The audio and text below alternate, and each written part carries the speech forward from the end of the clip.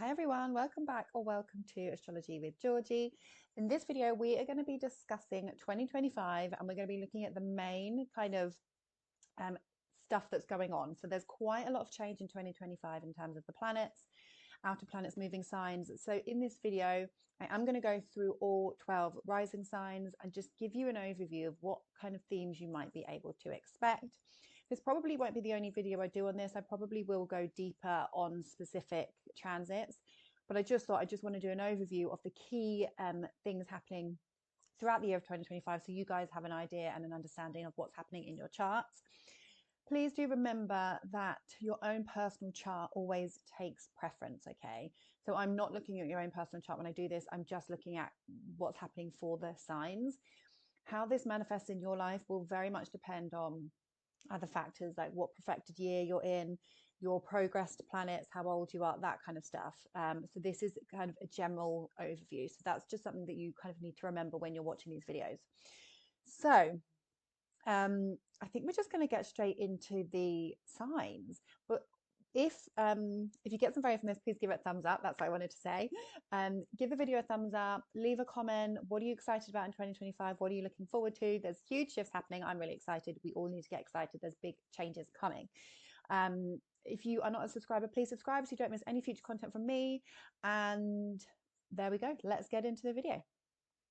So obviously you can listen to this for your rising sign, but you can also listen for your sun and your moon as well. You may find that all three work together. The rising sign is going to be the most accurate and the most literal. Your sun is also going to be very accurate, but it might be more things to do with your vitality in your career. And if you're listening for your moon sign, it can be things more on an emotional level, or things to do with your family and home. But generally they do tend to all blend together. If you were born in the day, you may resonate to your sun horoscope more than your moon. If you were born at night, you may resonate with your moon more. But I find all three can be really, really helpful. People ask me a lot, which one should I listen to? All three. Listen to all three.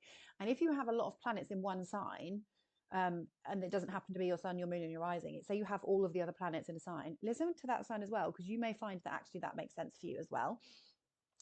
But mainly listen for your rising sign. So we're going to start with Aries and we're going to move through to Pisces because that is obviously the natural zodiacal order.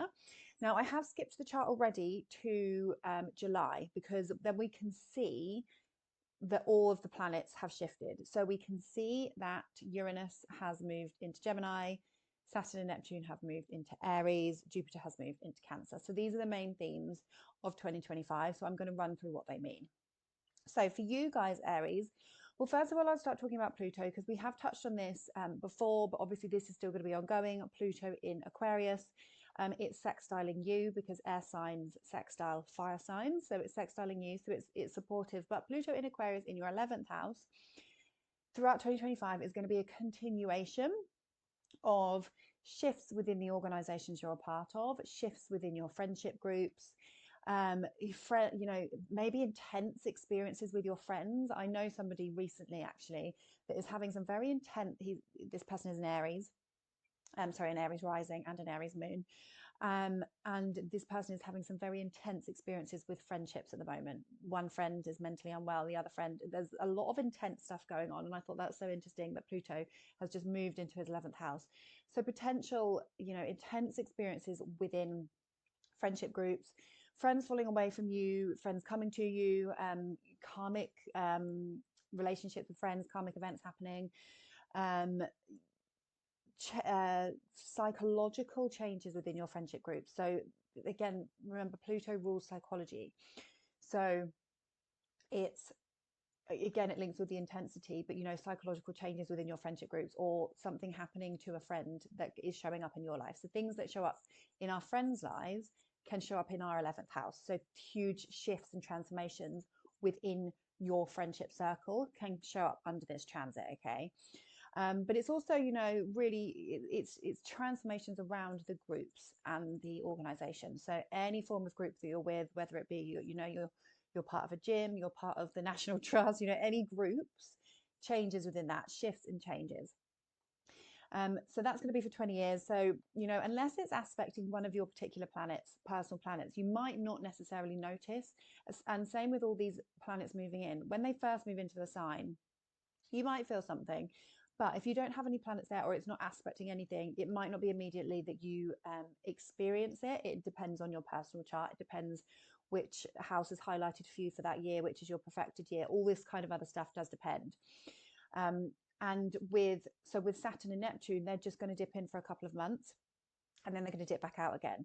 And then the full transit is going to start in 2026 for Saturn and Neptune. So that's just something to note. We're just going to get a bit of a taster. So this is a really big shift for you guys, Aries. So having Saturn and Neptune move into your first house is you're really going to be restructuring, because the first house is who you are. Okay, it's multiple aspects of your life. So anything that affects your ascendant or your first house affects all different areas of your life. So this can include your career, it can include your family, it can include your mental health, it can include your physical. It's your physical body, so it will definitely include your physical body. It's how you approach the world, it's things that happen in your life, it's your immediate environment. So basically it's all aspects of life are involved with the ascendant. So obviously it's a very, very, very important house. So so Neptune's moving in first. Let me just find the actual date, because that would be helpful, wouldn't it? So Neptune moves into Aries on the 30th of March. Okay, and now March is a really, really important time for you guys, because we have got a Venus retrograde, a Mercury retrograde. So this is going to be in your sign. So Venus rules our values. This is during March. Our values, our money, our self-worth, what's important to us, and our relationships. Now, when it's going backward in your first house, you guys are going to be rethinking many aspects of your life. People from the past can come back to you, can connect with past relationships. You're going to be rethinking your values, what's important to you. It could have something to do with money. It could have something to do with your relationships, because Venus actually rules those houses of yours. But March is going to be significant because we've also got an eclipse. The last eclipse in Aries is happening in March. It's a new moon eclipse in your first house. Okay, so what has happened to you? What has been happening over the past 18 months? Because we had been having all the eclipses in Libra and Aries, and this is all about you and another person, releasing relationships that aren't healthy, relationship habits, and focusing on yourself. So we've got the last of those eclipses happening in March, but it's happening around the time of these retrogrades. So for Aries, especially you guys, this is going to be huge changes in your identity. It could be changes in your physical body. You could have a complete makeover, especially with Venus in the first house. Venus rules beauty. So you could decide to have a complete transformation of yourself, of your body. Now, with Neptune moving into your first house, Neptune dissolves things. Okay, so Neptune gets rid of things that aren't working, and it just releases things. Okay, it is the planet of spirituality, it is the planet of compassion. So Neptune moving into your first is going to give you a sense and maybe a touch of more of a spiritual nature. So if you're not somebody that's particularly inclined, which you probably are because you're watching this video, but for those Aries that aren't, that are kind of atheist and this kind of stuff, Neptune moving into the first is potentially going to really soften that. And it might be that you're going through something that is calling you to think from a more spiritual perspective. You may go through experiences that are otherworldly with Neptune through your first house, but it can also mean that you are confused about the direction of your life. You could have a sense of, what am I doing? Where do I want to go? Where do I want to go with my life? And you could just feel a bit confused about the direction of your life. It could be, now, it is important to work on your health, Aries. I would definitely say, with Saturn moving in as well, you need to work on your health, because Neptune can bring, it would depend obviously on the condition of your sixth house of your health, but because the first house is your physical body, Neptune coming in can bring potentially illness, or illness that you can't see. But then Saturn's going to come in, and Saturn is going to reveal what's wrong. It's going to make you address things about your body, and Saturn is going to bring a complete reconstruction with who you are and your identity. You're going to have a reality check when Saturn comes into your first house. But it's interesting with the Neptune Saturn conjunction, where it's like, okay, Saturn's like, well, you need to be realistic about the direction of your life. You might really be seeing things about your body that you had not been wanting to see. But Neptune's here too, so it's like, it's an interesting mix, and it's like you are trying to address problems but you can't get to the root of the problem. Okay, so you might find that you're wanting to change something, or you're trying to change something about your physical body, or you're wanting to address a health issue, but you're either not sure where it's coming from, or you're not sure where to start if it's to do with physical stuff. So basically what I'm trying to say is make sure that you're looking after your health now before these transits, and all should be fine. And that's only really, it's not going to be anything major unless you've got other stuff going on your chart. So I'm not trying to scare you guys. I'm just trying to say it is a good time when you need to be focusing on your physical body, because Saturn is going to move in and it's going to be like making you see things clearly. Saturn in the first house can be, so number one, it can be a restructuring of who you are. So it could be that you decide that you want to just go and be radical, you want to change something. Saturn rules your 10th house of career. So it could be that you just suddenly decide that you want a change of career, but you don't know what direction to go in because Neptune's here. But Saturn's making you face reality. And it could be a sense of, well, if I don't change my career now, nothing's going to change. And there's this real sudden sense of just seeing things realistically, but not so much with Neptune here. And this is where it's going to be interesting. It's always like you want to make, I'm repeating myself now, you want to make a change, but you're not sure where to start. So on the one hand, you've got Saturn, so it's like, okay, so for example, if you don't like your job, say you work loads of long hours, you're a really hard worker, so you want to make a change, but you're with Saturn moving in, you're really like, okay, but if I don't change this now, I'm never going to be happy, or I'm never going to have the freedom I desire. There's this real like reality check in a sense with Saturn. So sometimes that can feel harsh, depending on who you are as a person, depending on whether you are doing something you enjoy or whether you are just brushing stuff under the carpet and plodding along. If you're plodding along, then you're going to have a bit of an awakening here. Okay. But Neptune in the first is really good for your imagination. So actually it could be that you are feeling really optimistic or idealistic about your future and the direction of your life. And on the one hand, it could be that you're in your head a lot and you're imagining and you're dreaming of your future and you're thinking of your future goals and all the possibilities. It could be that sense, but you just got to be careful that you're being realistic, Saturn, because Neptune can make you too idealistic about things, and that can be the same for your physical body because it's your first house.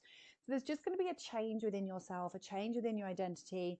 It is going to potentially involve either your public image, your reputation, or your career. Neptune rules your 12th house, so maybe things, this is a new cycle. Okay, so Neptune in the 12th is about letting go, but as Neptune moves into the first, this is a fresh new cycle. So it can be a sense of, where do I want to start now? Where do I want to start from? Who do I want to be? And you're thinking imaginatively with Neptune, because the zodiac starts here, it finishes at the 12th house. So when a planet starts in the first, is a fresh cycle. So it's a chance for a new beginning. Okay, so you can reinvent yourself. You can reinvent yourself in 2025, Aries. Now, a beautiful transit that you're having is Jupiter is going to move into your 4th house at the end of June.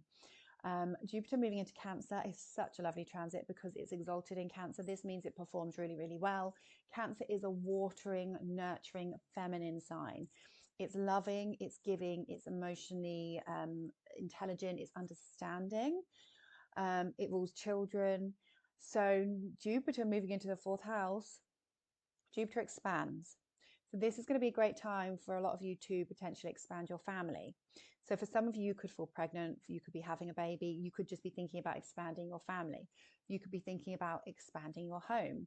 So you could be getting an extension, you could be moving, you could be upsizing. Okay, it's all about getting bigger.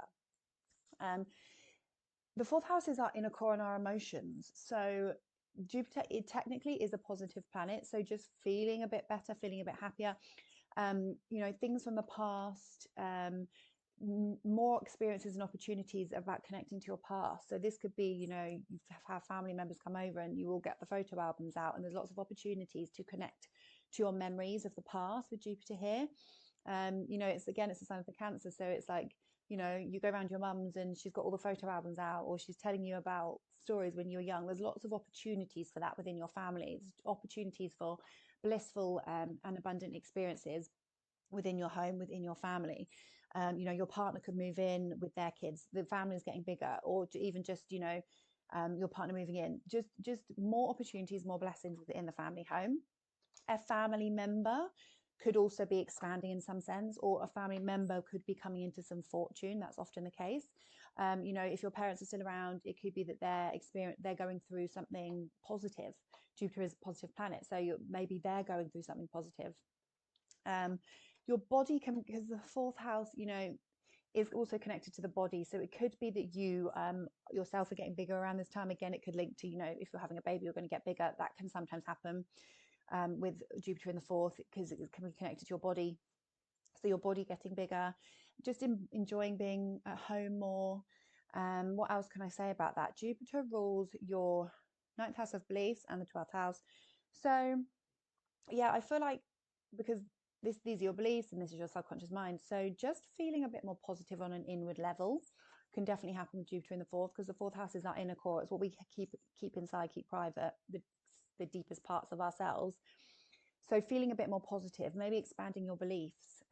Maybe, you know, your beliefs are shifting, your beliefs are changing, and you're just feeling like you want to expand your beliefs, or your beliefs are changing in a positive sense. That could also happen with Jupiter in the fourth. So that's a really lovely transit, and that's going to be there for a year. Obviously, it's going to depends if it is making any aspects. When it gets close to, if your IC is in the fourth house, bearing in mind I do work in whole sign houses, so sometimes the IC is not in the fourth house, but if it is, then Jupiter's going to hit your IC. So this is when, you know, again, it's all in private, the IC, it's what's happening behind closed doors, but just the feeling of happiness and contentness can often happen with Jupiter. Now, Jupiter does expand stuff. So if you have got other things going on and you're miserable, or you've got issues within the home, Jupiter can expand this and make it worse, but it would need to be, it would very much depend on your own chart. Typically Jupiter's positive, but it does expand things. So if there's a situation happening and you've got other negative stuff going on in your chart, Jupiter could actually make this bigger. So that is just kind of a side note and something to be aware of. Now you've got Uranus. Beginning of July, around 19th of July, Uranus is going to move into your third house in Gemini. So Uranus has been in your second house of finances since 2018-ish. So shifts to your financial situation and your values and your self-worth. Uranus in the third house is, so the third house is your mind. It is your connection to other people. It's how you communicate. It's your neighborhood, your local neighborhood. So Uranus moving into your third house is going to bring changes or shakeups to this area of your life. So, I mean, third house is also technology, social media, and it's Uranus is a planet that wants to rebel. So on the one hand, it comes in, it shakes stuff up, so we can see changes. So for example, it could be that you need to change your car, your mode of transport changes, connections within the community could change. So you could suddenly go and join a library group.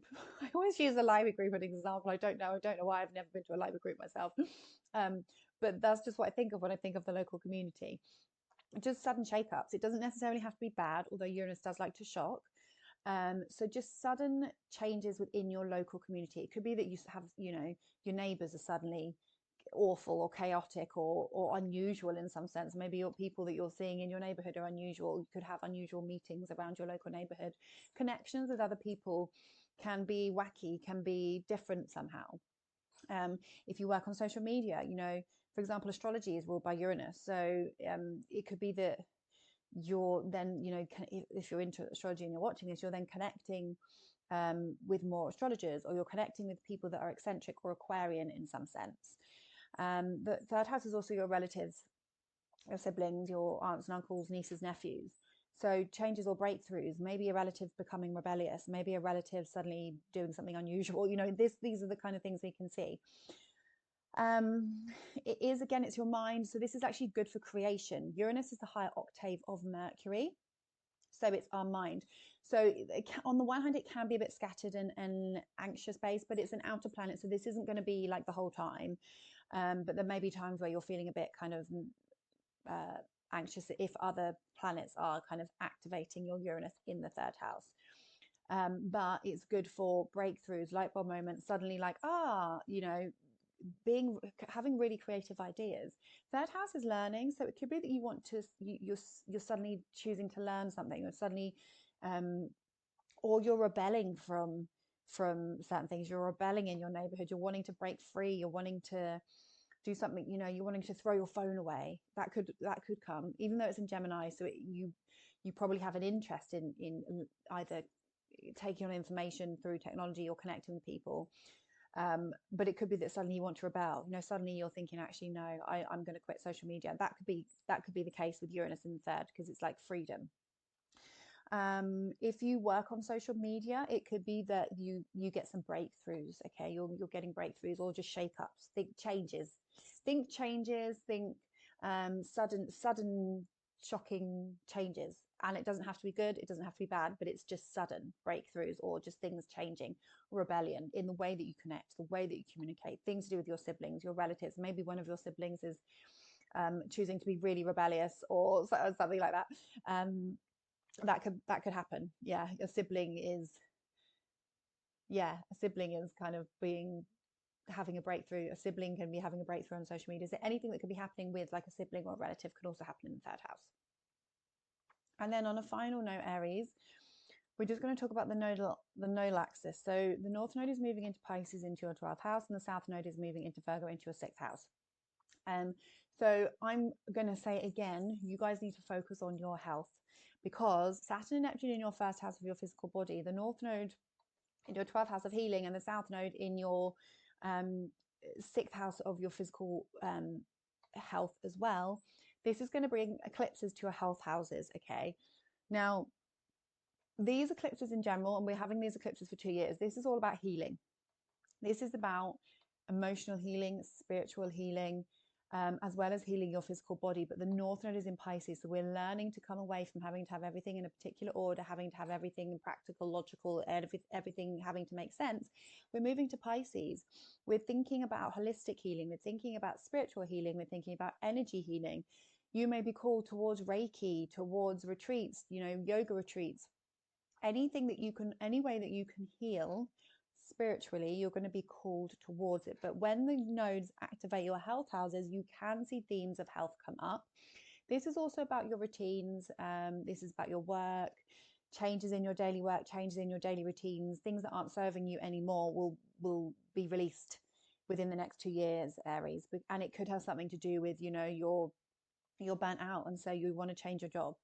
But the north node in the 12th is going to be asking you to release and to let go. Okay, this is about letting go, releasing, endings, things ending, things coming to a head, because you are going through a new beginning. So this is going to be a life-changing for you. But there's just a theme on healing yourself, healing your body, nurturing yourself, and just having that quiet time. The 12th house is everything hidden, so everything that we can't see. So this can be physical ailments, but it can also be hidden enemies, our subconscious mind. So there's a focus here on really working on our mental health, and changing our routines and adapting our daily routines and our physical health, and also working on our mental health as well. Okay, so there's a theme here for you guys on your health houses. Making sure that the things that you're doing for daily work, how are you being of service to others, and is this serving you? Is it serving you? And if not, there's going to be some changes here. Okay, and I think this could be part of the Saturn Neptune in your first, where you're reclaiming your power, you're having a bit of a reality check, and you're wanting to restructure yourself. And therefore it could be that you're having to let some stuff go, and you're having to change your daily routines in some way as well. So that is most of what I've got for you, Aries. Now do leave a comment, let me know what you're most excited about for 2025. Don't forget to subscribe, because I will be doing more in-depth videos on what this means for each sign. And I wish you the best of luck for 2025, and I will see you in the next one. Taurus, Sun, Moon, Rising. So for you guys, 2025, let's take a look at what is happening. So first up, you have got Jupiter, a planet of luck, abundance, prosperity, It's going to be, well, for the first half of the year, it's still going to be in your second house of finances. Okay. So you have been seeing opportunities to earn money coming your way for the second half of 2024.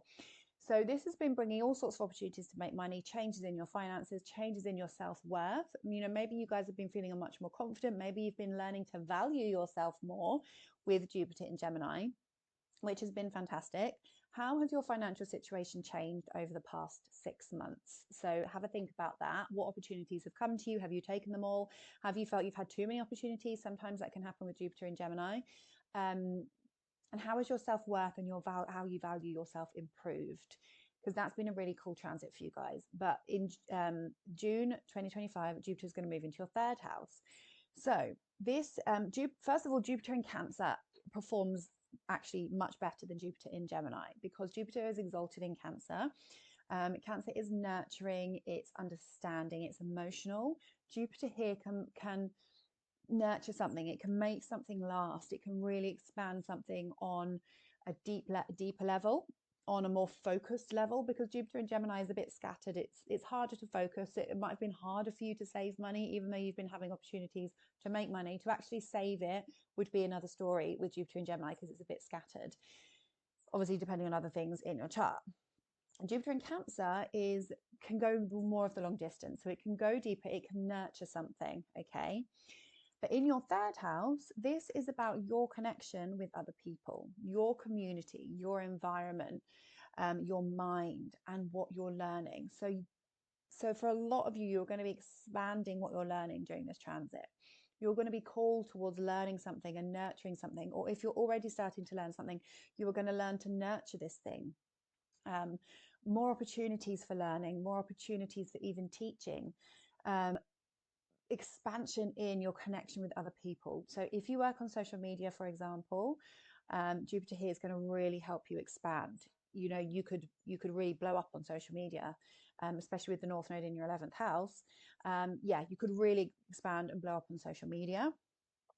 If you're not on social media, then just your connection with people, this is your friends, the people that you chat to, the way that you communicate, feeling better about how you communicate, feeling like you're able to communicate better, you're able to talk about your feelings, you're able to understand other people better.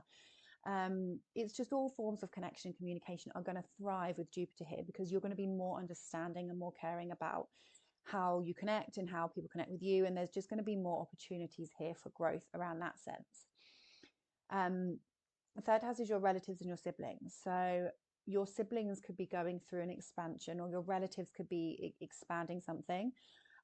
You could be spending more time connecting to your siblings or your relatives and just having more enjoyable experiences with them, spending more time with them, doing local stuff, traveling to see them more. Jupiter rules travel. So you could be doing lots of local trips.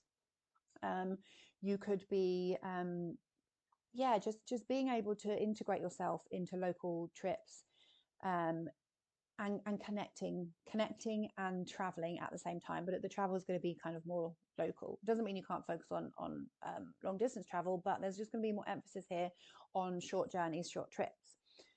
This is great for transportation. So it could be that you want to get a bigger car. So this is expanding. So for some of you, it's like, I'm going to get a new car, but it's going to be bigger. It can be you're thinking outside the box, because this is your mind. So again, it goes back to the learning thing, but you are expanding your mind. You are learning. Your wisdom is growing. You're nurturing what it is that you're learning. So that's really cool.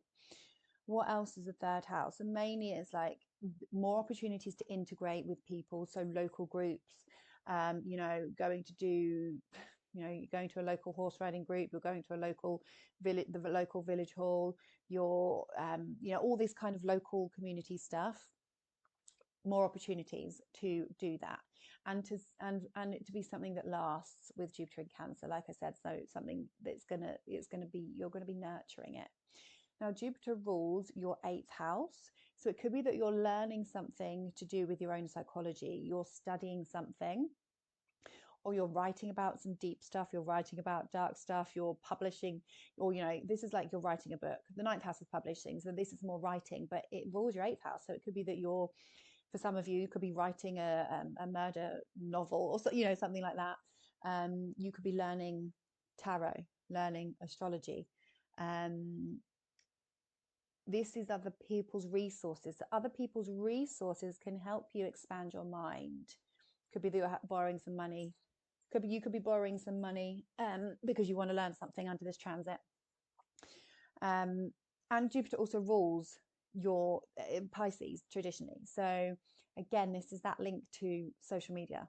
So if you are working on social media, I think it's going to be a really promising transit for you guys with the North Node here. And speaking of the North Node, you have got the nodal axis for 2 years, North Node in Pisces, South Node in Virgo. Now, Pisces Virgo eclipses are very much about healing and spiritual healing. Pisces tapping into spirituality, kind of releasing the need for everything to be perfect, which is Virgo. But there is this focus on our health, holistic health, spiritual health, emotional health. How are we nurturing our bodies? Okay, it's a very sensitive healing signs. Both of these are the signs, the healers of the zodiac. Okay, but with the North Node in your 11th house, it's like, how are you healing groups of people? What are you doing for work? Are you healing groups of people? Are you involved in groups of people? For some of you, this will just have something to do with your friendships, expanding your friendship group, meeting friends that are part of your destiny. But for others, if you're, depending on what you do for work, this is your organizations and the big groups, the large organizations that you're part of, how are you being of service to other people? How are you healing groups of people?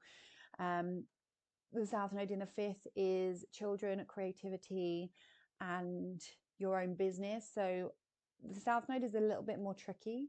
So we're going to be having eclipses here. So this is themes to do with children, letting things go, having to,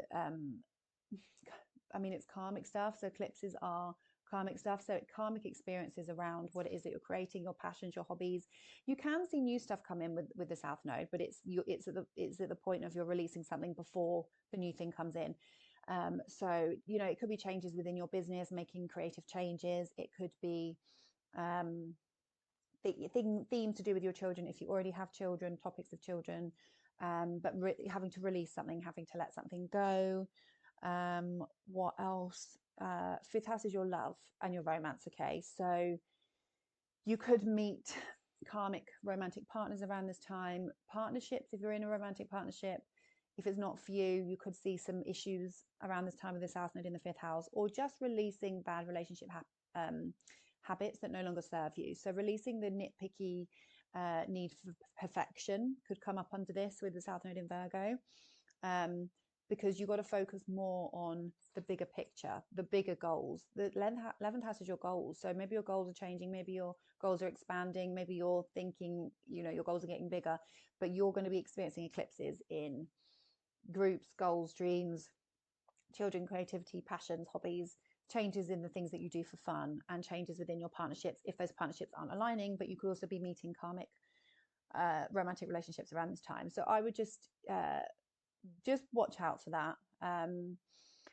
Sometimes when we meet people around an eclipse, it is always, if we meet somebody new romantically around an eclipse, it's karmic. Okay, now this isn't always good though, because usually they're here to teach you something. So that's just something to just a little side note just to pay attention to.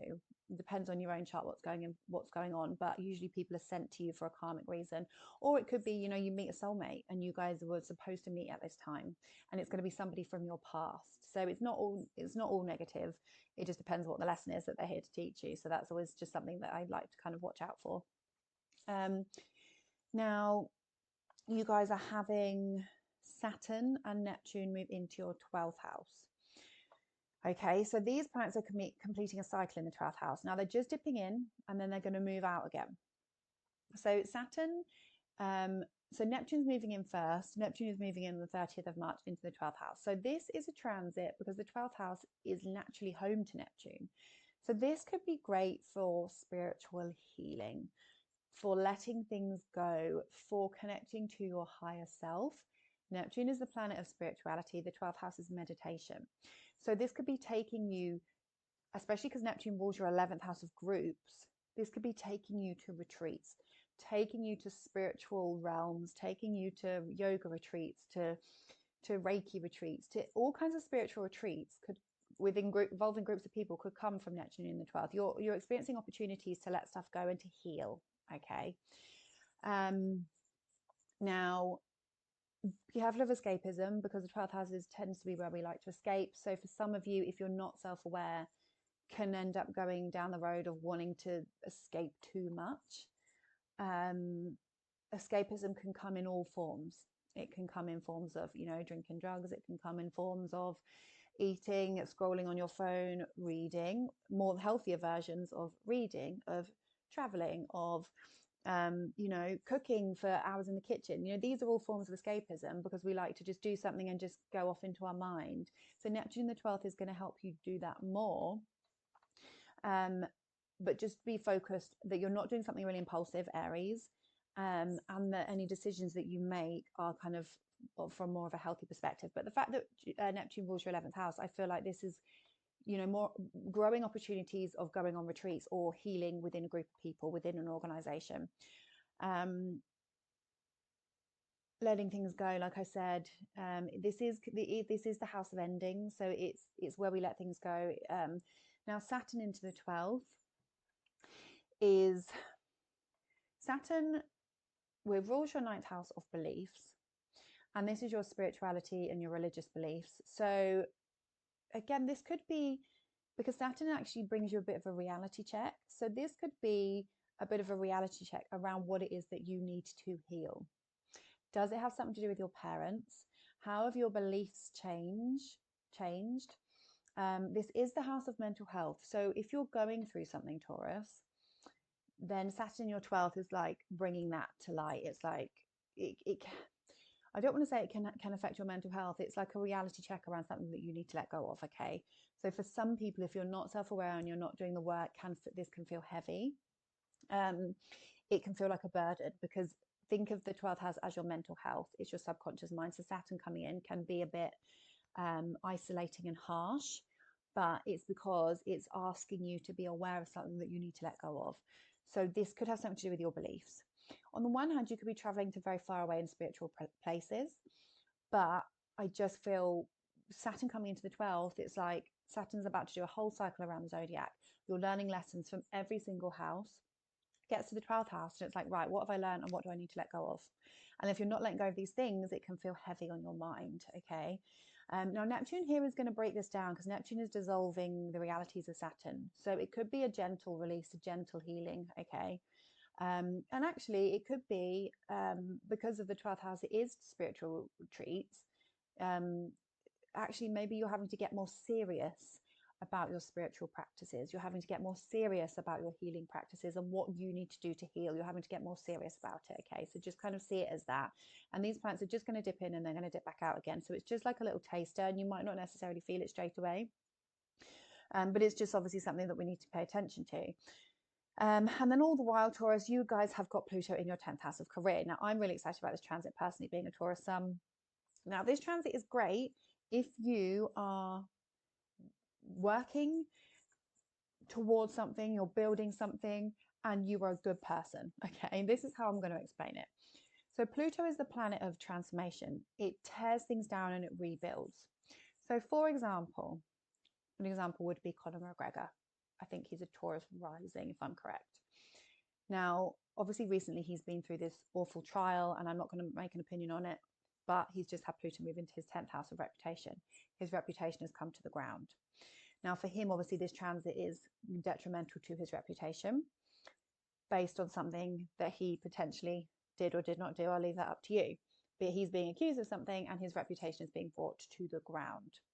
However, you might also find that if you are working towards something, or you run your own business, you're working hard at work, Pluto going into your 10th can actually make you extremely powerful.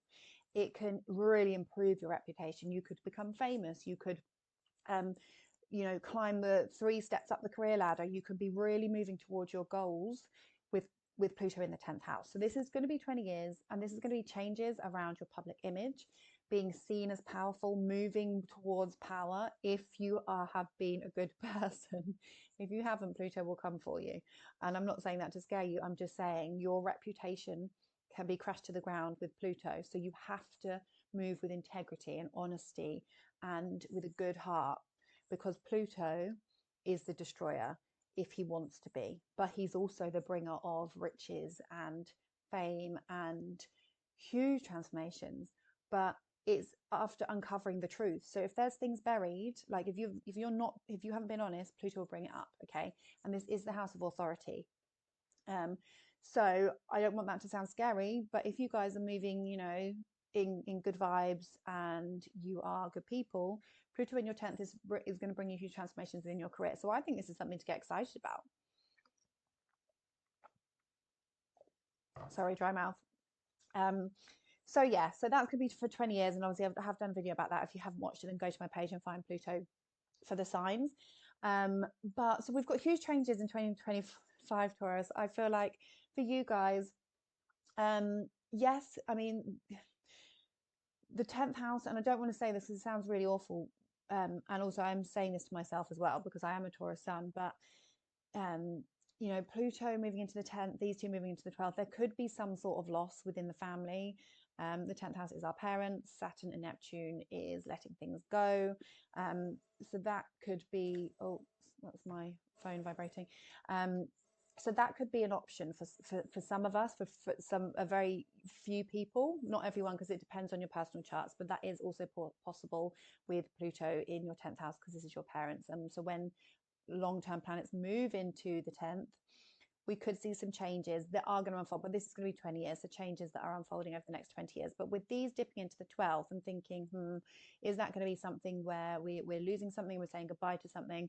But this is not really going to take fold until 2026. And I'm not saying that to kind of worry anyone. It's just, it is a possibility and something that we kind of could look out for. But generally speaking, I haven't spoken about Uranus moving into your second. Okay, so Uranus moving into your second house, changes, shake-ups around your finances and your values and your self-worth, your possessions. So, I mean, Uranus rules your 10th house of career. I think, yes, Uranus is unexpected events. I don't think it's very healthy to presume this is going to be, loss of your finances, although for some of you it could be. I think we should look at this as a breakthrough. You've just got Pluto moving into your 10th house of career. I think you're going to make a breakthrough. There could be some change in your finances, but it could be that you're having to leave one job because you're focusing on building your career. So yes, that would be a change. It could be that you come into a lot of money from something, depending on what else is going on in your chart. It could be, but it's just changes. It's shake-ups involving your career. This is also your public image. So this is your, it could be that you're getting married and it's costing you a lot of money. That is also what that could be. You're becoming a parent and it's costing you money. So changes within your financial situation. And this is going to be here for like 6 years. So it's not just a quick transit. This is just dipping in for now. And again, it's going to be 2026 when this finally moves in properly. So it's just a little taster, change in our finances, change in what we value, what's important to us, breakthroughs. Uranus is the planet of rebellion. So it could be that suddenly you're thinking like, what's important to me? What do I value? And you're wanting to rebel from traditional values. Maybe you are wanting to rebel from traditional values. It could be that. I think that's all I want to say about that, Taurus. So I have been rambling for quite a while now. So yes, themes for you: Jupiter in the third, expanding your mind, great for connections. Some changes in your financial situation, but I think linked to your career, so hopefully positive. And also having to let something go or having to heal something and having to kind of have a bit of a reality check about that. And obviously the North and South Node, hopes, dreams, wishes, groups of people, and changes within your business or creativity or your children in some sense. So Taurus, let me know what you're most excited about in 2025. If you would like your own personal chart reads where I can actually be a bit more detailed, then take a look at the link in the information. I do personal readings, and I hope to see you in the next one. Gemini, sun, moon, and rising. Okay, so 2025 for you guys. And because you're a mutable sign, 2025 is really important for you because you've got the nodes in your angular houses, okay? 10th house, 4th house are angular houses. That means they are felt strongly and they are squaring you. So it can be uncomfortable changes, but it's big changes. And it's something to get excited about because you've got the North Node in your 10th house of career, public reputation, public image. South Node in the 4th house, changes within the home or the family. So this is eclipses. This is 2 years of eclipses. So you're going to be having solar eclipses, lunar eclipses in these houses. And what this means is kind of a general theme in the background. what's going on, what themes are important throughout the year. Now, Pisces and Virgo in general are the signs of healing. Okay, this is healing our body, this is healing our mind, this is spiritual healing, emotional healing. This is about our health, but it's about releasing the need for everything to be perfect and moving more towards spiritual enlightenment, trusting in something higher than ourselves. Okay, now North Node in the 10th, this transit, your career is going to change. Your career is going to change, and it's going to be for the better. This is destined. You are moving towards your destiny, Gemini. This is exciting. You are being pushed towards your destiny. Things at home could get a bit uncomfortable. In one sense or the other, this is going to look so different for everyone, but it could be changes in the home, having to move, changes within your family members can come up with the South Node. But ultimately, we're focusing on the North Node, and you are being propelled towards your destiny in terms of your career, your true career, and what it is that you want to do. Now, Uranus is going to move into your sign. It's going to dip into your sign in July. And so this is changes. This is going to be around 6 years of changes within yourself, changes within who you are, breakthroughs. Now, this is in the sign of Gemini. So this is going to be a really kind of fun, eccentric, changeable energy. Uranus in an air sign is quick. It's like, where can I go from here? What changes can I make? You could feel rebellious. You could feel more rebellious than you've ever felt before, Gemini. You could want to make changes to your body. You could want to make changes to your career. You could want to make changes to your home. Your beliefs could change. You could decide to go that you're going to go traveling because Uranus rules your 9th house. You could decide that you're going to expand your mind. You're going to learn something new, especially with Pluto here. For you guys, a lot of you are going to be learning something, studying something, whether that be higher education, just going back to school in some sense, could definitely be happening for some of you guys. Uranus in the first is a call to do something rebellious. Uranus is the planet of astrology, so you could be called more towards learning astrology well, as deep as you guys can go, deeper throughout this transit, or just feeling like shifts are happening. And because your first house is connected to all areas of your life, it can be any shifts, any changes, any breakthroughs, any rebellion, doing things that you want to do, things that come out of nowhere, changes that come out of nowhere, things that you did not see coming, things that you did not see happening, are all part of Uranus moving through the first house. Okay, so you're just going to get a taster of it in 2025. The real transit is going to start in 2026, but you may start to feel something. It depends if you've got planets at the beginning of Gemini or how close your ascendant is to the beginning of the sign. You'll feel it more strongly. But it's kind of exciting times for you guys. Now, you've also got Pluto, like I just touched on. You've got 20 years of Pluto in your 9th house. So this is, like I said, really wanting to study something, really wanting to hire your mind, really developing your wisdom, and a huge transformation around your belief system. So things that you have believed right now are in 20 years time, your beliefs are going to have changed massively. I can't even think of a word bigger than, what is that? I'm trying to think of a really big word. I need a thesaurus. Monumental changes around your beliefs, okay, with Pluto in the 9th. And I think because Uranus is ruling this and it's in your first, this is trining you actually. Pluto is trining you.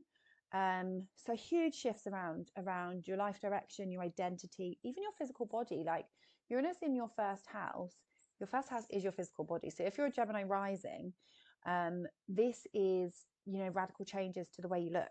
You could go and get loads of tattoos. You could cut your hair off. You could, go and get surgeries, something like that. Just really, really changing who you are. And Uranus rules the higher octave of our minds. So it's really developing your minds in a higher sense, thinking outside the box. This is why I say study astrology, because you're thinking outside the box. You could start exploring conspiracy theories or be really interested in aliens, or, any thoughts that are not conventional. That's Uranus in your first house. Now, we have also got Jupiter, which is for the first half of 2025. It's still in your first house. So again, this is actually really good if you guys do want to change something about your physical body, like surgery or something. Jupiter in the first is going to help you with this, helping you expand yourself. So for some of you, could be, pregnant with Jupiter in the first house, or putting on weight. You could be overindulging a little bit as well. That's also possible. But generally, Jupiter in your first house has been bringing you new opportunities, But it could have been felt like you were having too many opportunities and you didn't know which direction to go, because it can be a bit scattered in Gemini. But in the second half of the year, Jupiter's going to move into your second house. So whatever you've been working on so far this year, well, I'm recording this in 2024. So whatever you've been working on since June 2024 until June 2025, you are going to start to see the culmination, the fruition, things coming to fruition, because Jupiter is going to move into your second house of finances, and it's in Cancer. So Jupiter in Cancer is you are able to nurture something long term. You're going to be able to save money. So money that you're making, it's going to last with Jupiter in Cancer, not so much with Jupiter in Gemini. Jupiter in the second house is expanding your finances, expanding ways to earn money, opportunities to earn money, feeling luckier, feeling more abundant on an inward level, because the second house is our self-worth. So you're going to be valuing yourself higher with Jupiter moving through your second house, okay? Jupiter rules your seventh house of relationships. So it could be that you're coming in, you and your partner are sharing money, or your partner's providing you with your value is expanding, or your finances are expanding because of something to do with your partner.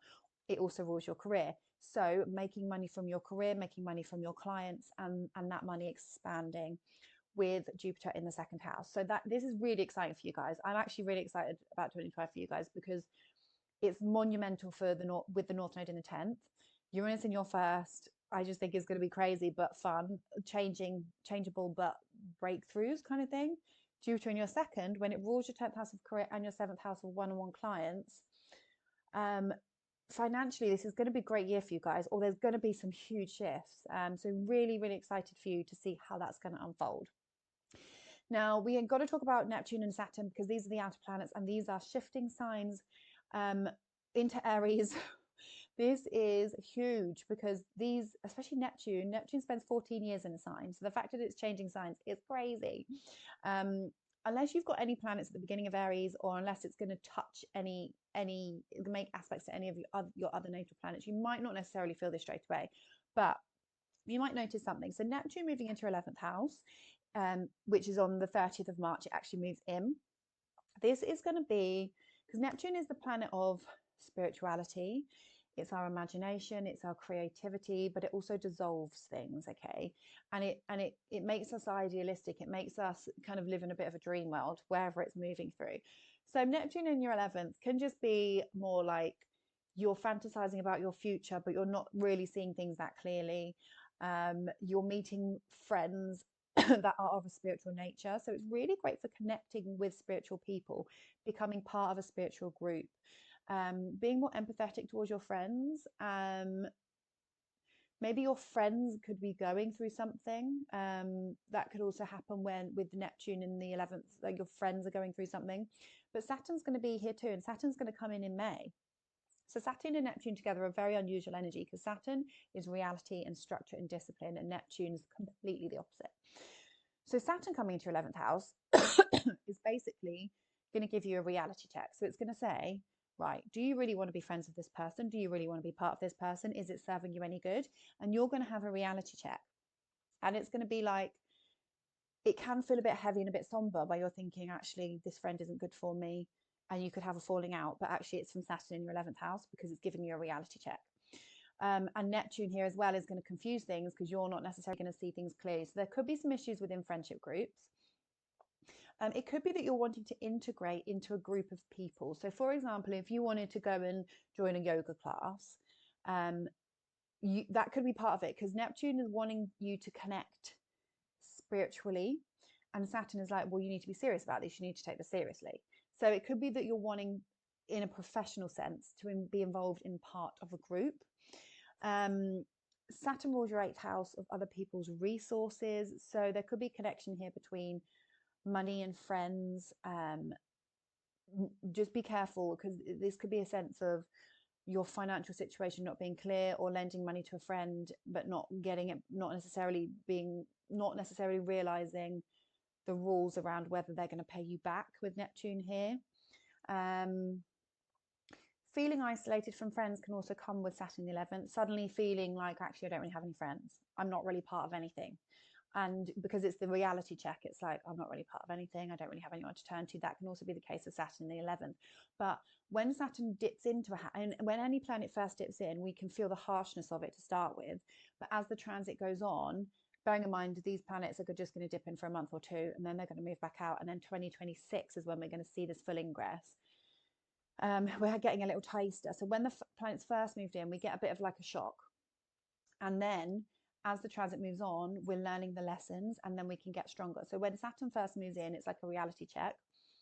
If you've not been doing work in the certain area that Saturn is moving through, you're going to get more of a shock. Okay. So for example, if you've just been people pleasing, you're just hanging around with everyone, doesn't matter what, what type of friends you're with, if they've been bringing you down to a bad level, you've just been glassing over that. That's not really doing the work.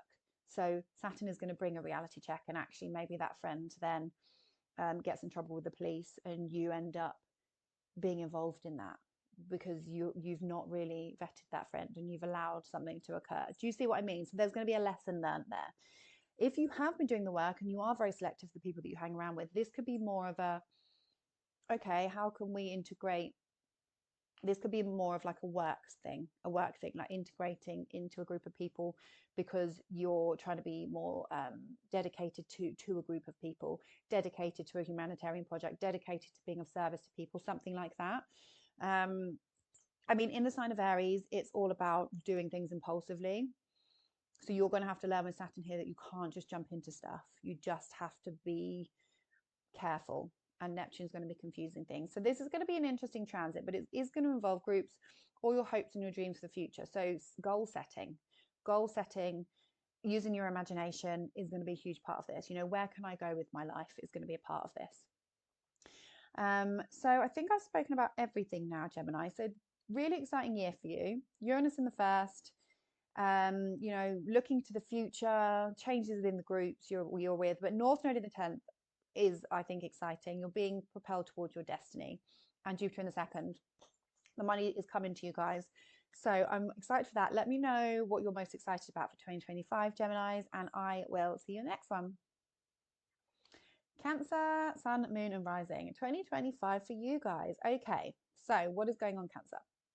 So first up, you guys are going to be having one of my favorite transits of 2025, if not the favorite transit, because obviously Jupiter is going to be moving into your first house. So for the first half of the year, Jupiter is still in your 12th house. So what this has been doing, even though this is the house of hidden things, some of you might be feeling like you're not really sure how this has benefited you. I want to ask you, how have you been having vivid dreams? How have your dreams been changing? How have your limiting beliefs gone? Have you been feeling more confident at all? Interestingly, Jupiter expands things. So on the one hand, if you've been working on your subconscious mind and trying to have more positive thoughts, Jupiter is going to help you feel more positively on a subconscious level. However, if you haven't been working on these things and you are kind of self-deprecating, then Jupiter in your 12th could have been making this worse. But generally speaking, Jupiter in the 12th house is like a guardian angel. So it's like keeping you safe, keeping your thoughts safe, just kind of looking after you in the background without you really realizing it. For some of you could have, had a stronger connection to spirituality, retreats, yoga, Reiki, opportunities to either study or do these things. So for example, I'll give you an example because I'm a Cancer rising myself. Since Jupiter's been in my 12th house, I did my Reiki level 1 course, which I've only really used just kind of on myself and my family members. But that was an opportunity that came to me, and that's about spiritual healing. Now, Jupiter also rules your 6th house of your routines and your kind of your workout routines, gyms, that kind of stuff. Being in the 12th, this is giving you more opportunity to go to spas, to go to retreats. So how many of you have you been going to retreats? Have you been doing some sort of healing behind the scenes? Have you been working on your mental health? Have you been working on your physical health because of your mental health?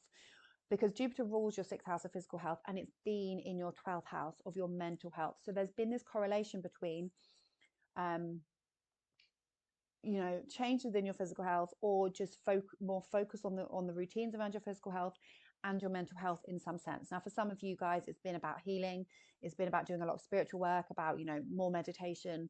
Like I said, yoga classes, Pilates, reflexology, all that any kind of energy work or opportunities around energy work have come to you with Jupiter in the 12th. Now, if you feel like none of that's happened, then maybe for you it's just happening on a more of a subconscious level. How have your beliefs been changing? Because Jupiter rules your 9th house of beliefs. Have you traveled to any faraway places? Have you been working on anything behind the scenes? Have you been studying anything behind the scenes? That could also be possible, that you've been studying and learning things behind the scenes, reading more books, Gemini. So that's all been possible with Jupiter in Gemini in your 12th house. Now, in June 2025, Jupiter is going to be moving into your first. This is very exciting. Jupiter is exalted in Cancer. Jupiter loves being in Cancer. Cancer is the sign of the nurturer. It's the feminine energy. It's our body. It's our breasts. It's the mother. It likes to take care of something. Jupiter is our wisdom, and it's kind, and it's empathetic, and it's spiritual. So Jupiter in Cancer can be all of these things mixed together. It can be a spiritual healer. It can be a nurturer. It wants to nurture something. So the opportunities that it's going to bring to you, Cancer, are opportunities that are going to last. The first house is your physical body. It's your life direction. It's everything to do with your life is the first house. Your ascendant is you. It's your career. It's your family. It's everything to do with you is the first house. So Jupiter in the first house can expand everything and anything. It can expand your physical body. So on the one hand, it could be, for example, that you get pregnant. Cancer, definitely for a lot of you, this is going to happen. And actually, there's going to probably be a baby boom with Jupiter in Cancer. And for you, if you're Cancer rising, this is your first house, your body could quite literally get bigger. For others, it could be that you're indulging, you're traveling, you're eating, you're indulging, and therefore you quite physically are getting big. Now, for others, it could be that you're going to the gym and you're working on your muscles and your muscles are getting bigger. That could also be the case because Jupiter rules your 6th house of routines. This is also your daily work. So your clients, the people that you are a service to, could be expanding. Your client, your list of clients could be getting bigger. The places that, your beliefs could be expanding, more opportunity, more luck, more abundance in all of these things. This is a very lucky transit. I'm very excited for this. So it's a great time, Cancer, to write down your goals at the beginning of 2025, because you have a lot of luck. You are one of the lucky signs this year with Jupiter moving into this house. So don't waste it. Opportunities will come to you. You don't have to say yes to everything, but because it's in Cancer, the things you do say yes to will more likely last. Okay, it's different to Gemini energy. So this is something that you're going to be able to nurture. Maybe you will really feel protected during this transit. A great time to make changes to your body. So if you want to have surgery or make changes to your physical identity, go through a full makeover, you may be called to do so under this transit. But yeah, a beautiful, beautiful transit for you guys. And that's going to last from June 2025 until June 2026, roughly. Now, you guys are also having Saturn and Neptune both moving into your 10th house of career. So a lot is happening for you guys. I mean, you've had the North Node in the 10th house, and we know there's been huge changes to your career over the past 18 months. So what's happened career-wise? How have things changed? Neptune's going to dip in. So it's going to dip in and dip back out. So it's going to dip in for a couple of months, as is Saturn. This is going to be a taster. These planets aren't really going to ingress completely until 2026, but this is a taster. So Neptune in the 10th is like your imagination about your goals and what you're working towards is going to expand. You could have really big dreams and be really idealistic about your career and your future, but just be careful that you may not be seeing things clearly. You've got to get more realistic, which you will be able to because Saturn's going to come in as well. Saturn's going to come into your 10th and it's going to give you a reality check. It's going to say to you, right, come on, what structures do you need to do? Where do you need to take back your discipline? Where do you need to be more ordered? Where do you need to be more focused? And it's going to be like, come on, now it's in Aries. So it could be that you try something and it fails and you have to try again. The 10th house is your public reputation. So you could be seen as more serious about your career. You could be seen as somebody that is really getting things together. Saturn rules your 7th house of partnerships. So for some of you, you know, your status is changing. It could be that you're getting married. It could be that you are becoming parents. It could be that it also rules your clients. So yes, you're having to become more serious with client work, being recognized. But it's a reality check, and it's like, okay, how am I going to reach my goals? I've got to be more structured. Okay. So especially at the beginning of a Saturn transit, it's not the easiest, but it depends how hard you've been working. It depends how disciplined you are. This is about discipline. So this transit is going to be asking you to be disciplined around your career, around your work. And sometimes that can feel uncomfortable, especially with Neptune here, because you can be a bit like, oh, it'll be fine. And Saturn's like, no, we need a plan. So I don't think, you know, Saturn in the 10th, Saturn naturally rules the 10th house. So Saturn in the 10th, yes, sometimes things can feel a bit slow with Saturn places. You can feel like you're not getting anywhere, but because it's in Aries, I feel like it's more going to be like you're going to try something, maybe impulsively, and it might not work. So then you might have to try something else. Okay. But just keep going. And Saturn rewards hard work. So if you keep working hard, you stay disciplined, things are going to work out for you eventually, but it just might be a bit of a tough slog to start with. Now, the 10th house is also our parents. So having to look after a parent with Neptune here potentially, or having to set your boundaries with a parent, or some issues with a parent could also come up with long-term slow-moving transits to the 10th house. There could be some issues with parents, or just having to kind of be more responsible. So maybe you're now having to take care of a parent. That could also be possible. Now, Uranus is going to be moving into your 12th house. So Uranus is the planet that shakes things up. It's breakthroughs. It's where we want to rebel. The 12th house is our subconscious mind. It's the house of letting go. It's hidden enemies, but it's spiritual healing, and it's our mental health. So changes to your mind, changes to your mental health are possible. Obviously, this is so coloured for your own chart and any planets you've got, and is Uranus going to be making any aspects? But breakthroughs with your limiting beliefs, or what you thought you were capable of, could suddenly really change and shock you. Maybe you're because this is your limiting beliefs. So Uranus coming in could be like, no, I'm capable of more than that, and it could be a real shock to you. Uranus does rule your eighth house of death, and I'm not saying that anyone's going to die in 2025, but this is going to come in 2026 and be there for 6 years. So there could be the loss of somebody within the next kind of 7 years, because Uranus rules your eighth house of death, and Pluto is here as well. And this is the house of endings and letting things go. For some of you, not all of you. I don't want you to be alarmed about that, but it is a possibility. This is also your house of your own transformation. So you're transforming. You are becoming bigger and better, and therefore you're letting go of thoughts that no longer serve you, psychological holdbacks that no longer serve you. So this could be about you letting go of something. You're healing something. This is the house of healing. You're healing, you're letting go. This is also hidden talents, hidden things, but you know, hidden things behind closed doors, things happening behind closed doors to do with intimacy. So for some of you, it could be like, well, hidden affairs, or going through something with a partner, but you're going through it in private. This is the house of, really big transformations. And Uranus in the 12th is like, but we're doing it behind closed doors. It's something that's secret or sensitive could be happening with you and a partner behind closed doors during this transit. Okay. IVF could be part of this. I've just suddenly thought, because the 8th house is conception. Uranus rules this, and it rules technology and breakthroughs. 12th house of hospitals. So that is also, it could be part of this story for some of you, obviously not all of you. And the 12th house is hospitals. So it's institutions, it's prisons, it's hospitals. So visiting someone in hospital, visiting someone in prison, or going to one of those institutions yourself. Hopefully not a mental hospital, but it's possible. And that was just an awkward laugh. I'm not laughing at anyone.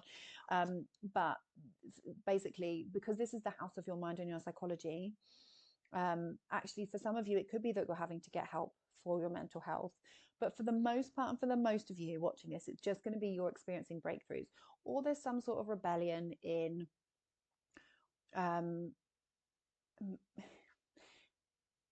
I want to say rebellion and letting things go, but that doesn't really make sense. So maybe it's just like suddenly you feel free. Suddenly you feel free of a burden that you've been burdened with. Maybe for example, it could be like a childhood trauma that suddenly you're free from a burden of that kind of thing.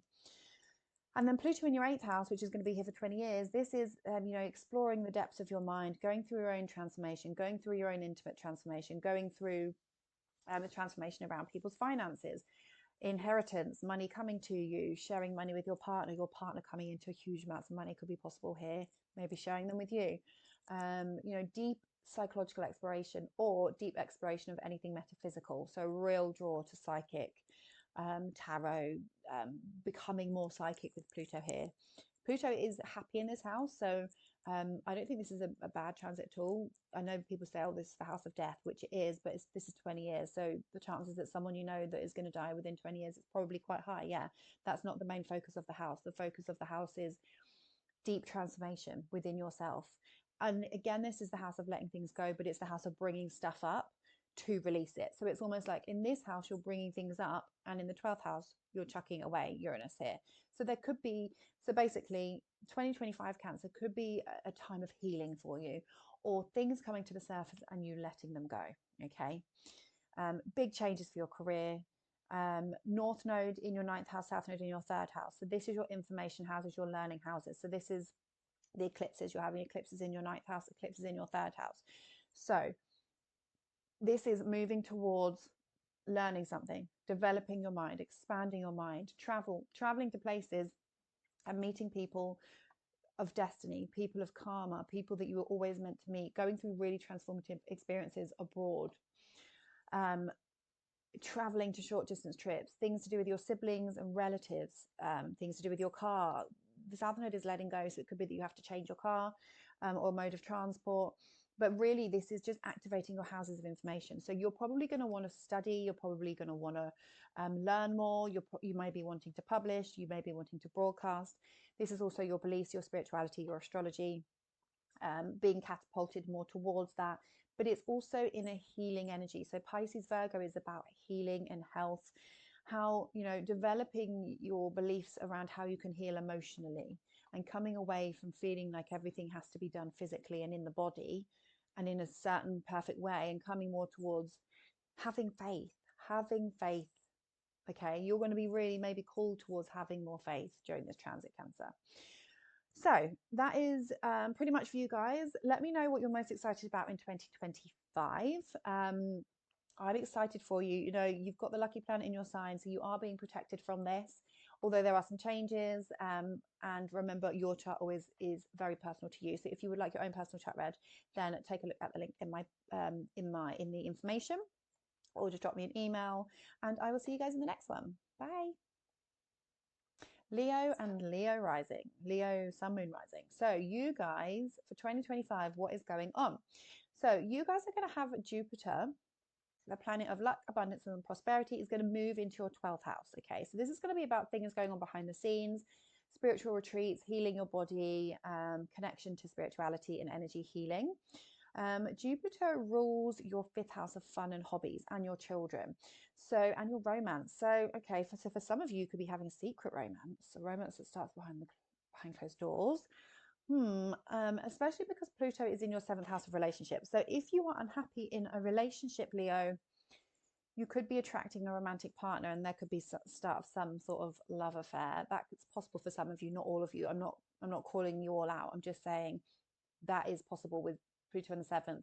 Changes within your own relationships, or you could just, even if you're not in a relationship, you could just be starting something that's behind the scenes. Opportunities for things happening behind the scenes, because Jupiter rules your 5th house of love.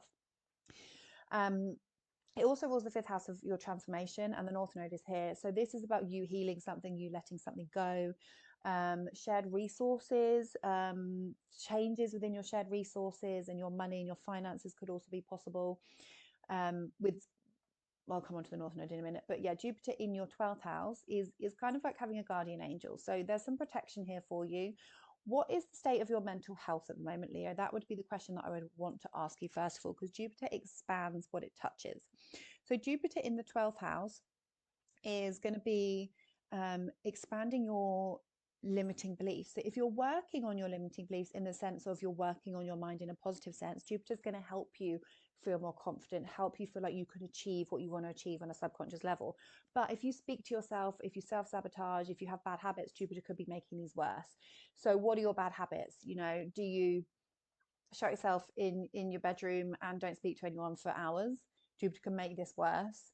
I'm just trying to think, Cancer on the 12th, how you self-sabotage. You could just get into your own emotions, get into your own head, want to be at home, want to kind of shut yourself away and not tell anyone how you're feeling. Jupiter in your 12th could make this worse. But for the most part, we'll focus on this being a positive transit because it is in Cancer. Jupiter loves being in Cancer. This is going to be helping you develop yourself spiritually. So new opportunities for you to spiritually heal. So you may feel more drawn to things such as, you know, Reiki, reflexology, yoga, spas, you know, all that kind of energy healing where we let go, where we release. You're going to have more opportunities to do that with Jupiter in your 12th house, okay? And you're going to be doing these things for fun because Jupiter rules this. You could be doing these things with a partner. You could be doing these things with your children. Is also possible. You could be getting more creative behind the scenes. You could be, well, yeah, connecting to spirit, connecting, you know, developing your psychic mind, because Jupiter rules your 8th house of the psychic mind and your own transformation. And your own transformation could be happening behind the scenes where you're building your confidence more. This is also the house of letting go. So you're able to let things go. A more vivid connection to your dreams with Jupiter here is possible. But this is the house of hidden things. So sometimes we can't necessarily see what's going on so well with this house. But a lot of it is about spirituality, retreating and going within, and more opportunities to go within with Jupiter in the 12th house, okay? Now, you, like I said, you've got the North and South Node in your financial houses and your houses of transformation and self-worth. So this is eclipses for 2 years in these signs. So you'll have lunar eclipse, solar eclipse in both of these signs back and forth during eclipse season.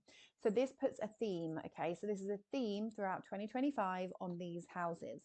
This is your other people's resources. This is your resources. North Node is here. So you're being more propelled towards shared resources. So you'll see themes coming up around having to share resources, paying off debts, investments, maybe being called to invest, maybe coming into some money from other people. So this is inheritance. This is, you know, money from your partner. This is the house of intimacy. So you're being called to go more intimate and to go through your own transformation. Sometimes that can actually feel a bit uncomfortable going through your own transformation, right? But it's in order for your own growth. So you're being called to think about who you are, think about your own psychology. What is it that you need to do? What shadow work do you need to do? And the South Node in your second is you're releasing things around your financial situation. So there could be some change in your finances. You could be paying stuff off. You could be just experiencing some change in your money, or in what it is that is important to you. So what do you find important? What do you value? Because you are going to be thinking about this during this time, during the whole year in the background. What's important to me? What's going on with my finances and how are they changing? And this is just themes in the background. This is also your self-worth. So letting go of speaking to yourself in an unhealthy way, being too critical of yourself, Leo. Virgo on the second house, too critical of yourself. Second house is our self-worth. Virgo is so critical. So having a critical sign on your second house of self-worth can be difficult. And you guys don't like other people criticizing you because you're in your ego a lot, but you're probably quite critical of yourself. So that's something that you're going to learn to let go of. And you're going to move, you need to be moving more towards the Pisces, which is being kinder, being more gentle to others, healing, physical, emotional healing, spiritual healing, okay? Spiritual healing of something. Now, you are going to have Uranus in July move into your 11th house. So the 11th house is networking, it's organizations, it's friendships. So changes in your friendships, sudden changes. You could have fallouts with friends. You could meet new friends. You could meet some really quirky friends. You could, one of your friends could just find that your friend's going, what seems to be going a bit weird. But I don't mean that in a horrible way, but Uranus is like weird and wacky. It's Aquarian, weird and wacky, eccentric. So you could be meeting eccentric people. You could have a breakthrough within your friendship, within the groups you're with. So you could suddenly decide that you're going to join a group. You suddenly decide you're going to rebel and leave a group. Just changes within the groups that you're in, that you are part of, changes within your goals, your future goals. If you work on social media, this is breakthroughs. This is you know, revolutionary breakthroughs within social media. It's being kind of things just changing, things being shaken up within your friendship group. So there could be things happening within your friendship group to do with technology, things happening within your friendship group to do with science, things happening within your, you know, a friend could be going through something Uranian. So a friend could be learning astrology. A friend could be having to have IVF. You know, anything. When we think of Uranus, we think of technology, science, breakthroughs, forward thinking, aliens. But it can happen within your friendship group rather than just you.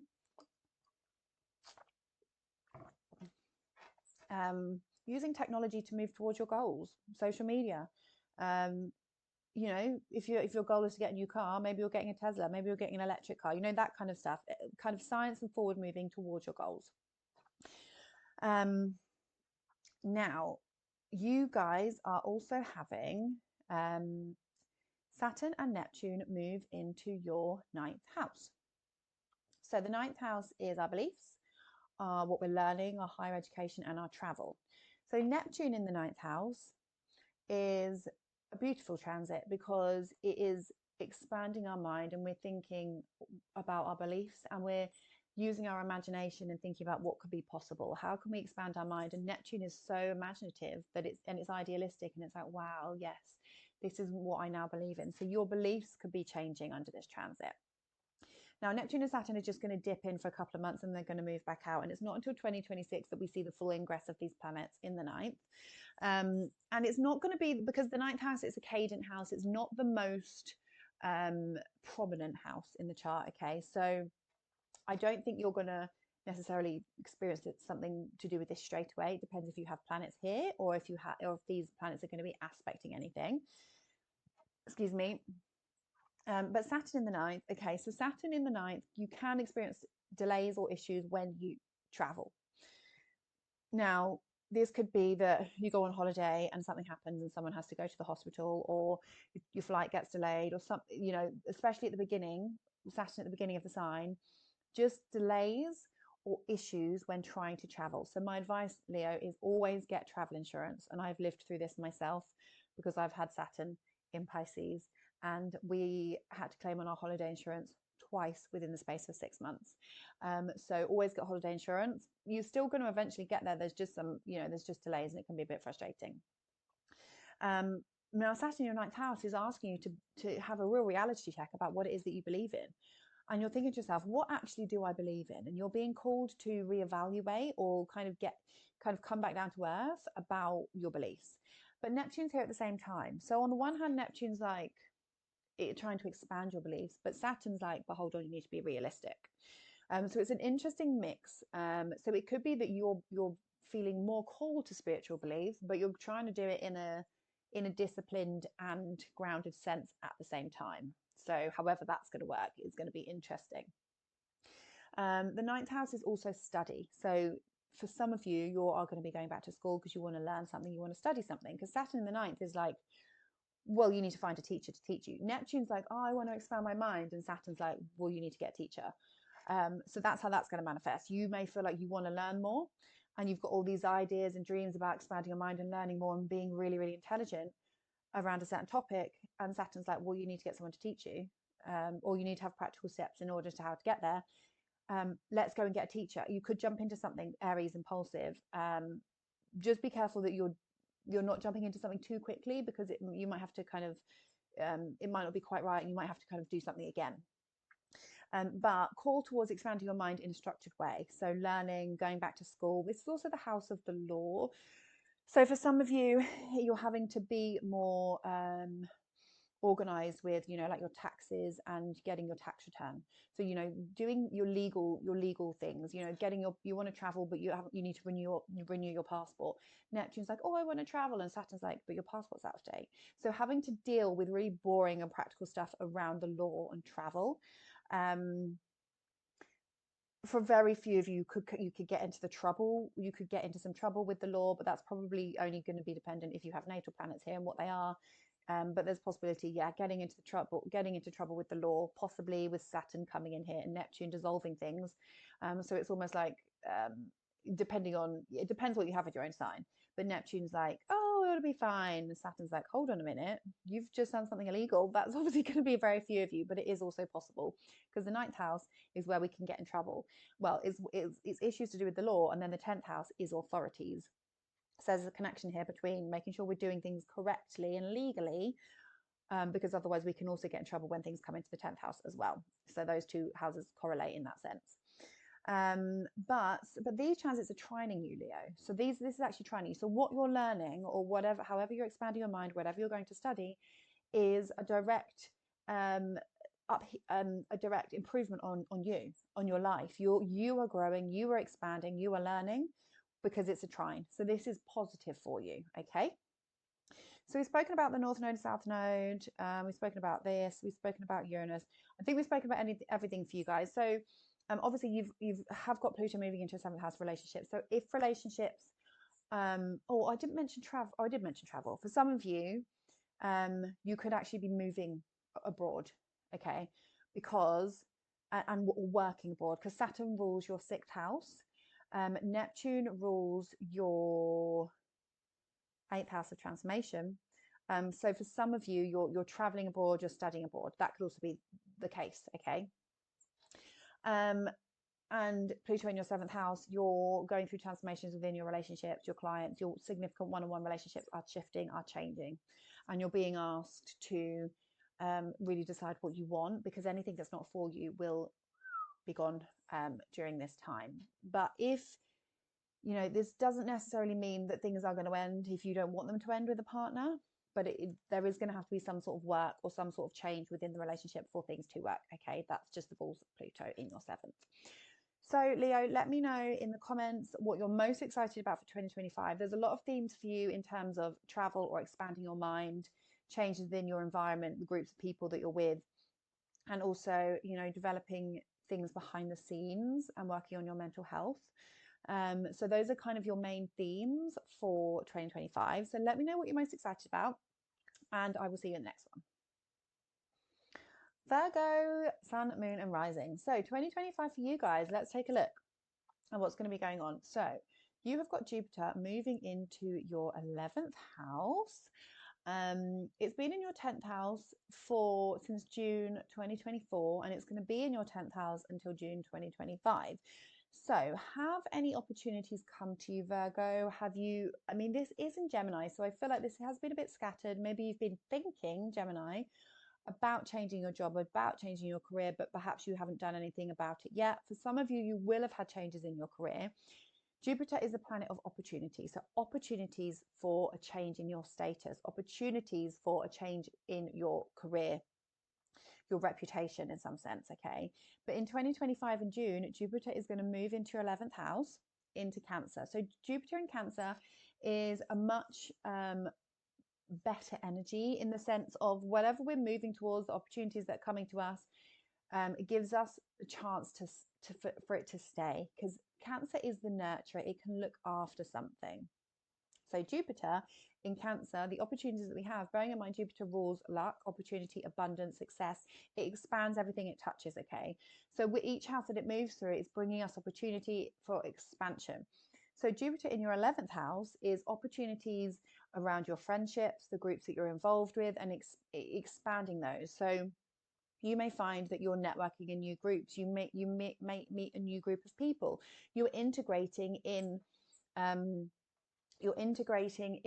new organizations of some sort. So this could involve anything, any kind of group work you do, whether you work in an organization, getting on better with the people that you work with, getting on, just the opportunity for networking. People, if you work on social media, this is really great for expanding your social network, being seen, being recognized. Jupiter rules your 4th house of your family and your home. It also rules your 7th house of your partnerships. And this is the 11th house of goals. So what are your goals within your family and what goals do you and your partner have, and your family? because these goals are perhaps going to come to fruition during this transit, okay? Your goals are, maybe it's goals around starting a family, maybe it's goals around nurturing something, but this is your hopes and your dreams for the future. So Jupiter here is going to be bringing you it's going to make your wishes come true, okay? So that's a really beautiful transit. For some of you, it's like, yeah, you need to make new friends. You need to get out there. You need to go and join the local singing group. You need to go and start ballet class. You need to go and join the local football team. You are going to want to join something, or there's opportunities for you to be involved in a group work or in humanitarian efforts. So for some of you, it could look like going and working in a charity shop. You could meet new people or meet a partner whilst doing some sort of humanitarian work, or getting out there and getting yourself involved in some sort of group. Okay, so there's just going to be opportunities for you to make new friends, which is great if you're feeling lonely. If you've had any changes at work and you want to meet new friends, Jupiter in your 11th house is going to help you network, help you make new friends. So that's really positive. And because it rules your 7th house, you could make a significant one-on-one friendship from this.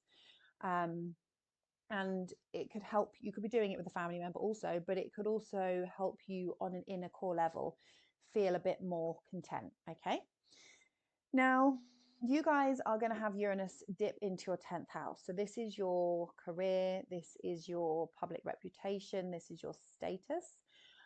Changes within your status, changes with how people recognize you. You could be wanting to break free from a job. You could be deciding to rebel from a job. You could be thinking, right, I want to break free. That's it. I've had enough. You could be feeling really rebellious at work, or you could have a breakthrough you could have a change in your status in the sense of it could be like sudden divorce, sudden parenthood, changes within your parents could also be possible. Sudden changes within your parents could also be possible. But Uranus just tends to shake things up. For a lot of you, this is just going to be career related, just changes within your career, shake up within your career, especially because Uranus rules your 6th house of daily work. So maybe your work schedule is changing. For some of you, your job could be changing because you've also got Pluto in your 6th house. So this is changes to your daily work, your routines, and your health. Now, Pluto in the 6th in general is more focused on holistic healing, focusing on your health. You could be taking more supplements. You could be going to the gym, starting a new gym. You could be, let me just think, because Uranus in the 10th. So you could be known, you could be more in the public eye for the routines that you're involved with. So for example, it could be that you have decided you're going to run 3 marathons this year, and therefore you're in the public eye because you're posting on social media. That kind of thing, because you've got Jupiter in the 11th, you're joining a group. This is also social media, so you're more well known for the groups that you're involved with, on the routines that you're adapting with. There's like a connection there. Focus on your health and healing, with Pluto in the 6th house. Changes to your work environment. So this could be kind of power struggles at work, not getting on with certain people and having to make a change in the office. That's all part of Pluto in the 6th house. Now, you guys, it's actually really important for you, Virgo. I can't believe I didn't start off by talking about this, because you've got the North and the South node in your 7th and 1st house. So the North node is in Pisces in your 7th house. The South node is in Virgo in your 1st house. So this is where we have eclipses, okay? The North node is what we're being propelled towards, and the South node is things that we are releasing, that are no longer working for us, that are karmic, unhealthy patterns, that kind of stuff. And the North node is propelling us towards something. So North node in the 7th house in Pisces is propelling us towards our relationships, karmic experiences within relationships, meeting significant one-on-one people that could be fated. So if you're single, you could meet a soulmate during this time, or a karmic relationship during this time, somebody that you've met in a previous life, or somebody that you were always destined to meet, you could meet during this lifetime, okay, under these eclipses. This could also be transformations or changes with your partner. These signs are all about healing. So this is focusing on emotional and spiritual healing and releasing the need for everything to be perfect and in order, which Virgo rising, or Virgos, you like to do. Everything has to be perfect and in a certain order. But you've got to learn to release this unhealthy habit of perfection and strive more towards just relaxing and spiritual healing. Okay, but it's involving a partner, and it is involving you because the South Node is in your first house. So it's like, what are you letting go of? What are you releasing? You might have changes in your physical body. You might have changes in your life direction. And the first house is everything to do with you. It's all aspects of your life. So there's changes in your life, okay? But but you're being propelled more towards your partnerships in some sense at this time, okay? So this is important. This is an important next 2 years. You're going to be having this, and it's important for you. Your partner themselves could be going through some sort of healing process or transformation themselves. That's also possible. Or any of your significant one-on-one relationships could be going through a transformation. Now, you are having Saturn and Neptune move into your 8th house. Okay, so Saturn rules your 5th house of love and dating. So maybe you're having a reality check about intimacy. You know, so where Saturn moves, it's like we're having a reality check and we're kind of learning karmic lessons. And our Saturn's asking us to kind of be more disciplined and structured. So when it moves into your 8th house, it's ruling your 5th. So this could be a reality check about a partner that you're in a relationship with and the intimacy that you're involved with. But Neptune's here as well. So it's kind of coloring this, and it's not really, we're not seeing things clearly because Neptune dissolves things. So it could be a dissolution of, my head's just gone straight to the financial part of this house. So for some of you, a dissolution of your finances. Okay. Not seeing things clearly from finances, or you're having to take a more compassionate yet disciplined and structured approach around joint finances. Neptune here can be you can be having to spend something, or your assets are dissolving and moving away. You're releasing some assets, you are releasing some money. And Saturn's here too. So it's like you're having to do it for a practical reason, but it's involving maybe a partner. Neptune rules partners and Saturn rules your love life. So it's involving another person. So basically this is about joint finances, giving something away, resolving something. So it could be like you're remortgaging.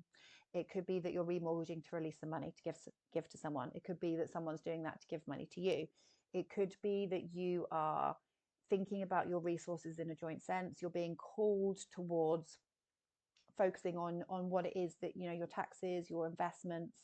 You're being called to take practical steps in your shared resources, okay? It could have something to do with children because Saturn rules this. Could have something to do with money and children, having to pay out for something, opening a savings account for a child. But with the Neptune here, it's interesting because Neptune dissolves things. I know I'm just repeating myself now, but I'm just thinking how this could manifest. Because Saturn here alone would be like, right, Saturn in the 8th house is like, okay, well, you want to buy a house, you need to borrow some money. You want to, yeah, you want to, it's all about borrowing money, tends to be with Saturn in the 8th because you're doing something responsible, but often it's like a huge purchase, like buying a house. But with Neptune here, it's dissolving things. So maybe you're selling a house. Just be careful with investments because you're not seeing things clearly with Neptune here. So I wouldn't invest in anything, especially Virgo, especially at the start of this transit. Just you've got to pay attention to what aspects that these planets will be making to others. But Neptune in the 8th is kind of like, I don't know where my finances have gone. That's not going to be for all of you because it could just be a case of releasing some money from something. Being imaginative, you know, so being being idealistic about your financial situation. So thinking, okay, where, you know, how can I, being overly optimistic about your joint finances could happen under this. So that's just something to watch out for. I don't want you guys to be scared because it might not be financial. It might actually be on the more self-transformation, intimacy, spiritual side of this house. But if it is financial, there's some sort of releasing of money or focusing on money during this time. Now, these are only going to dip in for a couple of months, so it might not actually be what happens. It might just be that you're getting a taste of what could happen from 2026 onwards. You know, it could be that you and your partner are deciding to move, so you're having to remortgage and you're having to think about practical steps and how you're going to do that, you know, that kind of stuff. Now, the 8th house is our spirituality, a connection to spirit. So Neptune here is going to really expand your mind. It's going to open you up to psychic experiences, to anything metaphysical. You're going to be more open to it. If that's what you want, you might feel more psychic. You might have psychic experiences. You might go and see a medium. You might go and see a tarot reader. You might go and see an astrologer. You're being open with Neptune here, because Neptune you open your mind to spiritual experiences. This is house of death and rebirth. So it could be that you are going through your own transformation. You're going through your own spiritual awakening. Saturn here is that you are learning to, you could be seeing a therapist. You could, this is authority figures, so you could be having meetings with like a life coach or a therapist. That's also possible for some of you. This is about your own transformation, if it's not the intimacy or the financial side. But it's interesting because the eighth house, it can sound quite scary, but I've had some really positive things happen through the eighth house, and it's all to do with how much personal development are you willing to do and how much of the shadow work are you doing, as to how good it goes, because otherwise things can be a bit like dragged up from under the surface, because the eighth house of secrets and things can get revealed. But Saturn here is like, right, you need to take your own transformation seriously. You need to go and see a therapist. You need to do some personal development, especially with Neptune here. It's going to help you expand your mind in that sense. So yeah, that's going to be an interesting transit for you, Virgo. But I do think it's going to be a spiritual one if you want it to be. But you are going to have to get you are going to be facing some kind of more serious things around your finances in some sense. And it could have something to do with a partner, especially with the North Node here, joint finances, maybe just buying a house together. That's all really also possible. Buying a house together, selling your house, things getting released, assets getting released. But just be careful with investments. I would say don't necessarily put loads of money into investing with Neptune here, because you're not seeing things clearly. Now, we've spoken about Jupiter in your 11th. We've spoken about Uranus in your 10th. We've spoken about everything for you guys, have we? Yes, we have. Okay, so that's all I have for you, Virgo. Sorry, that was a bit chaotic, wasn't it? Let me know what you're most excited about in 2025, okay? Big themes for you are transformations within yourself and your partners, shifts within groups of people, changes to your career or public status in some sense. This could be, this is very neutral. This could be shake-ups, but it could be kind of exciting and breakthroughs in your public status. So, you could suddenly get married, like I said, unexpectedly. That would be quite cool. And then, focus on your finances or your own self-transformation and development. So I wish you the best of luck in 2025, and I will see you in the next one.